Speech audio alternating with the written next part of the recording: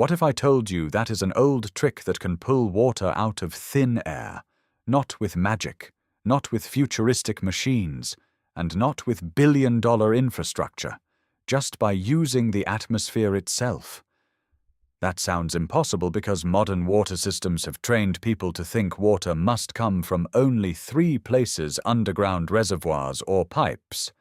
If it is not pumped, bottled, filtered, or delivered through a grid, most people assume it cannot exist at scale. But the air above you is already holding water, sometimes an enormous amount of it. For centuries, people in dry regions understood that with the right surfaces, the right temperatures, and the right timing, invisible moisture could be captured, condensed, and turned into usable water. The principle was real. The results were real. So why did this idea never become mainstream? Because once people realize the sky itself can become a water source, the entire economics of scarcity begins to look very different. Water scarcity is one of the most powerful businesses in the modern world.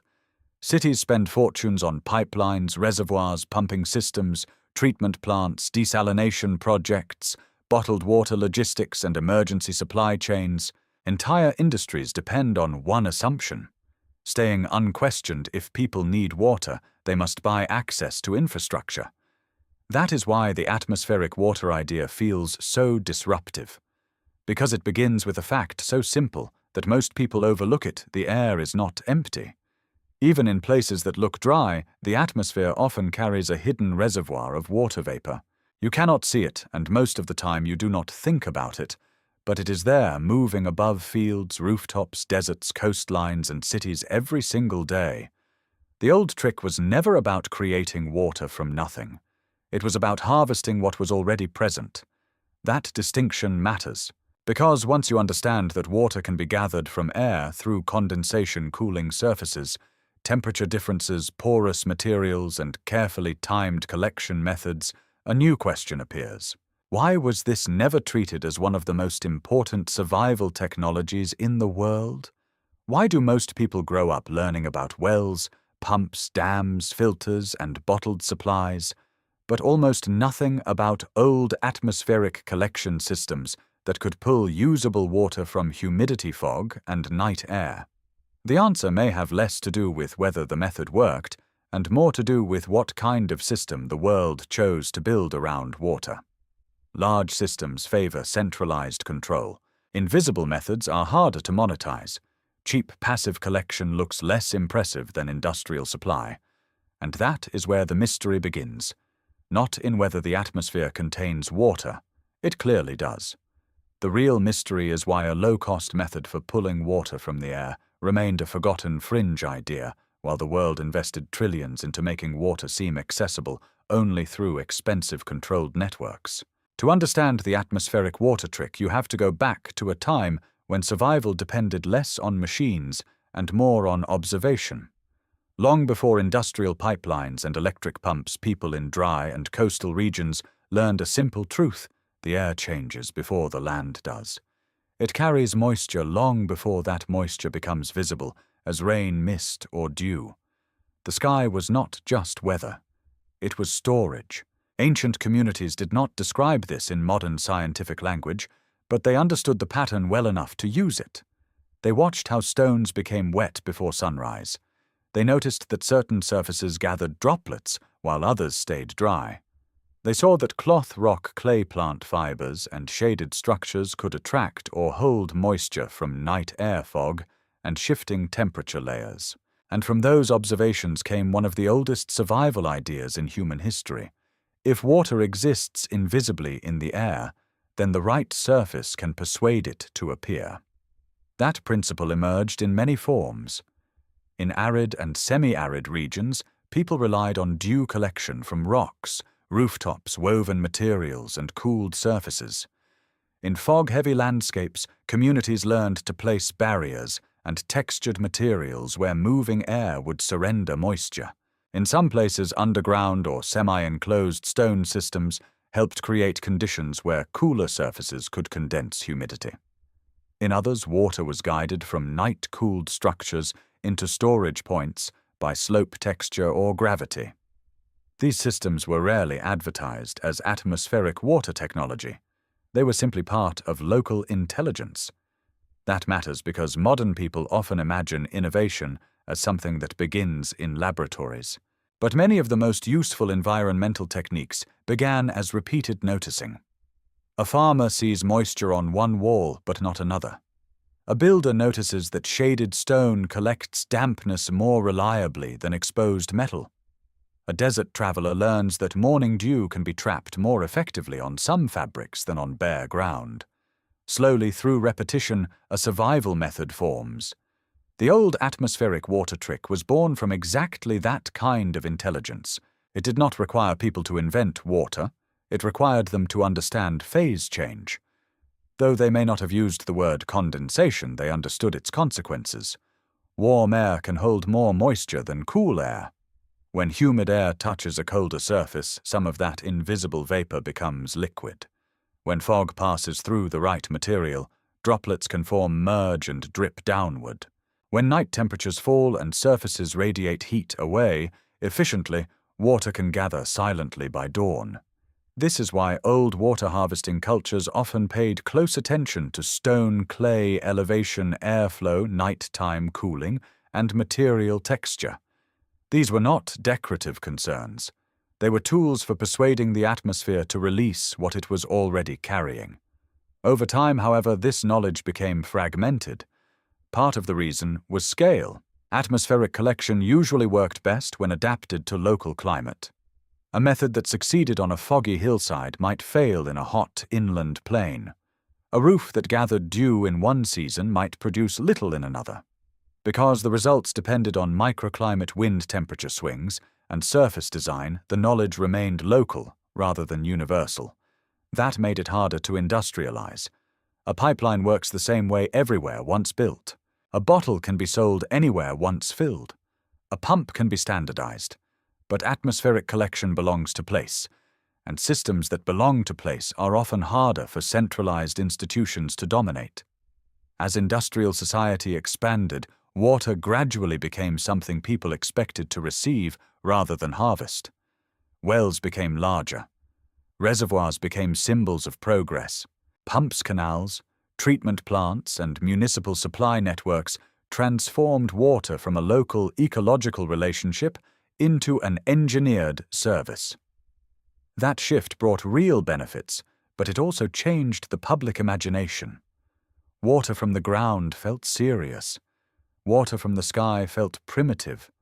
Once that cultural hierarchy formed, older atmospheric methods began to look like historical curiosities rather than living technologies. Passive condensation systems, dew harvesting fog, capture-cooled collection surfaces, and humidity-based gathering techniques were no longer treated as central ideas. They survived mainly in remote regions, emergency knowledge, traditional architecture, and scattered experiments. The knowledge did not disappear because it was false. It disappeared because it was humble. It offered no grand industrial spectacle, no giant machines, no endless billing system, no dramatic infrastructure to prove civilization had conquered nature. Instead, it suggested something much quieter, that the atmosphere itself was already giving water away, and the real challenge was learning how to catch it efficiently. That idea was too simple to become a modern myth of progress. So the old trick stayed in the margins, half remembered in traditional practice, rediscovered in survival culture, and occasionally revived by researchers or designers who realized that what looked ancient was never irrational at all. The world did not forget how to pull water from air because the method failed. It forgot because centralized water systems became more visible, more profitable, and more politically valuable than teaching ordinary people how to harvest the invisible reservoir floating above them every day. The old atmospheric water trick only sounds mysterious because most people never learn the physics behind it. In reality, it depends on one of the simplest processes in nature. Air can hold water, and when conditions change, that water leaves the air. The key word is humidity. Humidity means the atmosphere contains water vapor in invisible form. Warm air can hold more of that vapor than cold air. as air cools its ability to hold moisture drops. When it reaches a certain temperature, what modern science calls the dew point, some of that vapor condenses into liquid water. That is the entire foundation of atmospheric water harvesting. Not creating water, not manufacturing it from nothing, just forcing a transition from vapor to liquid. This can happen in several ways. The first is dew condensation. At night, some surfaces lose heat faster than the surrounding air through radiation. If that surface becomes cool enough, water vapor in the nearby air begins to condense on it. That is why grass can be wet in the morning even when no rain fell. It is why metal, stone, glass, cloth, and roofing materials sometimes collect droplets before sunrise. The atmosphere was already carrying the water. Cooling simply made the moisture visible. The second is fog interception. Fog is basically a cloud at ground level made of tiny suspended droplets. When moving fog passes through mesh fibers, rough surfaces, or textured barriers, those droplets collide with the material stick to it, merge into larger drops, and eventually fall by gravity into a collection system. In this case, the water is not being condensed from vapor at the surface. It is being mechanically captured from air already saturated enough to form suspended droplets. The third is temperature differential harvesting. This is the broad principle behind many old and modern designs.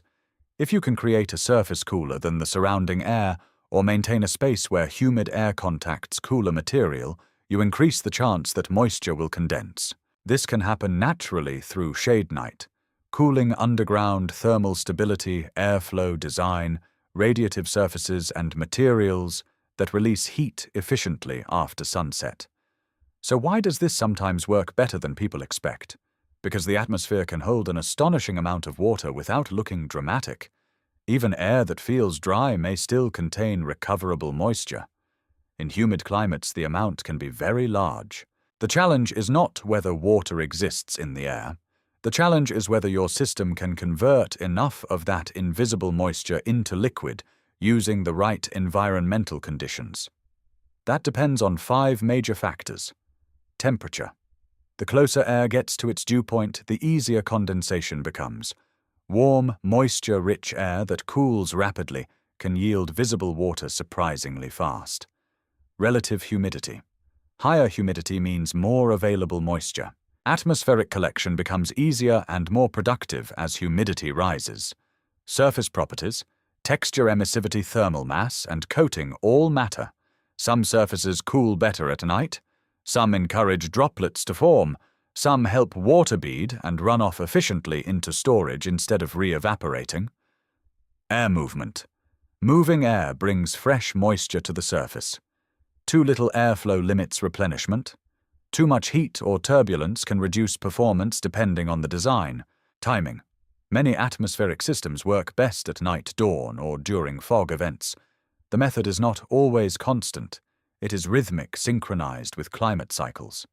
This is one reason atmospheric harvesting never fit the modern fantasy of endless uniform supply. It works with nature's timing, not against it.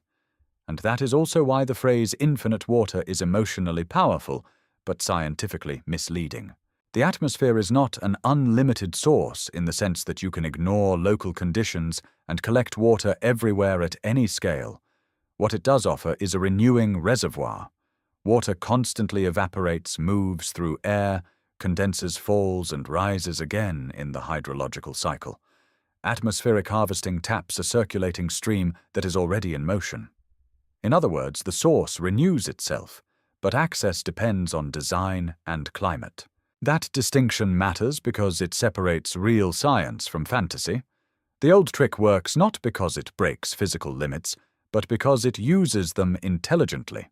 It uses cooling instead of brute force, surface geometry instead of deep drilling, microclimate instead of massive transport. It takes advantage of phase change, airflow, and material behavior rather than trying to overpower them with giant infrastructure. There are limitations, of course. Output can be modest. Climate matters enormously. Storage and sanitation still matter, and passive systems do not replace every municipal water network. But none of that weakens the central point. The science is real. The mechanism is simple. And the reason it remained marginal was never that it violated physics. It was that it depended on respecting physics so closely that it could not easily be turned into a universal industrial fantasy. No one needed to outlaw atmospheric water harvesting for it to remain obscure. The world only needed to build a water economy around systems that were easier to control, finance, and expand. That is exactly what happened. Modern water infrastructure is not just about survival, it is about centralization. Reservoirs, pipelines, desalination plants, treatment facilities, tank delivery, bottled distribution, filtration industries, and utility billing all depend on one underlying assumption: water should arrive through managed channels. Atmospheric collection challenges that assumption because it suggests something uncomfortable. Water does not always need to be extracted from the ground, pumped across long distances, or sold in containers to be useful. Sometimes it can be gathered directly where people live. That idea is economically awkward. It is hard to build a large recurring market around a passive surface, a condensation structure, a fog net, or a dew harvesting design that uses local climate instead of constant industrial input. Infrastructure industries thrive on scale engineering contracts, maintenance budgets, replacement cycles, regulation, and centralized dependency. Passive atmospheric methods often do the opposite. They decentralize access. They reduce transport. They rely on climate knowledge more than supply chains, and they can sometimes be built or adapted locally. That does not mean every water company or utility is hiding the truth. It means the system naturally favors what can be measured, built, standardized, and politically displayed. A dam is visible power. A pipeline is visible control. A treatment plant is visible investment. But a surface that quietly condenses water at dawn is almost invisible as a business model. That invisibility matters, because what becomes mainstream is not always what is most elegant or resilient. It is often what fits institutions best. Atmospheric water harvesting is difficult to universalize because it depends on local humidity, fog frequency, temperature swings, materials, and design conditions. That makes it less attractive to industries that want uniform products and predictable scaling. A bottled water company can sell the same package almost anywhere. A municipal utility can expand networks through policy and construction. A filtration brand can market the same device across regions. But passive atmospheric systems resist that logic. They belong to place. They work best when designed around microclimate. They reward observation more than branding, and that makes them easier to ignore. There is also a cultural suppression at work. Modern societies tend to trust large, engineered systems more than quiet environmental intelligence. If water comes from a stainless steel machine, a municipal line, or a branded cartridge filter, people assume it is serious. If it comes from night-cooling textured surfaces, airflow fog interception, and old architectural logic, it sounds primitive even when the science is completely valid. That bias protects industries from competition. They do not even have to fight directly. They only need the public to believe that real water comes from infrastructure. Once that belief is established, atmospheric collection gets pushed into the margins, survival communities, experimental architecture, remote rural adaptation, climate research, and emergency innovation. It stops being seen as a legitimate pillar of water strategy and starts being treated like a curiosity. That is how suppression usually works. Not through censorship, through neglect framing and incentives. The old atmospheric water trick never became mainstream, not because it was unreal, but because it was too decentralized, too place-specific, too low-cost, and too conceptually disruptive to fit a world that profits more easily when water appears scarce, controlled, and dependent on industrial delivery. So what does this look like in real life? It means atmospheric water harvesting is most useful when people stop treating it as fantasy and start treating it as a climate-based support system. The best applications are places where humidity fog or strong nighttime cooling already exist. coastal hills, semi-arid zones with temperature swings, rooftops in humid regions, off-grid shelters, dry communities near fog belts, greenhouses, emergency sites, and buildings that can integrate passive collection surfaces into their design. The practical logic is simple. First, identify when the air naturally offers water during fog movement overnight, cooling, dawn condensation, or high humidity periods.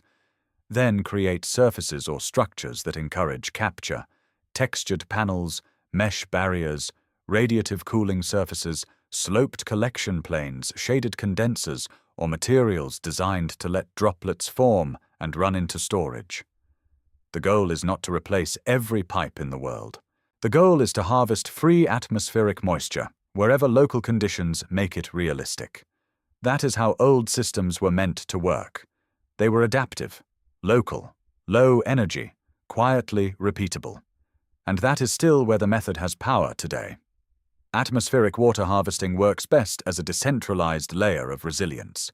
It can support gardens, emergency reserves, remote structures, supplementary household use, and survival planning. In some climates, it can provide meaningful daily water capture. In others, it may only offer partial support.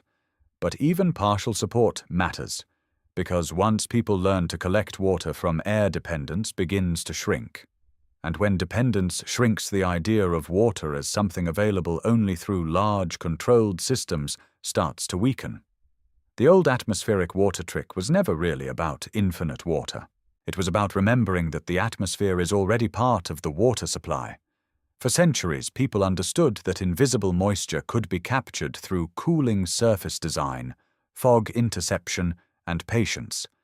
The science was real. The method was real. What disappeared was not the possibility, but the cultural belief that ordinary people should know how to use it. Because once water can be harvested from air, scarcity stops looking quite so absolute. Once local collection becomes possible, centralized control looks less inevitable. And once the sky itself becomes a usable reservoir, the economics of dependency begin to change. That is why the idea remained marginal. Not because it was nonsense, but because some of the most disruptive technologies are the ones that do not look like technology at all, just simple intelligence applied to nature before industry can package it.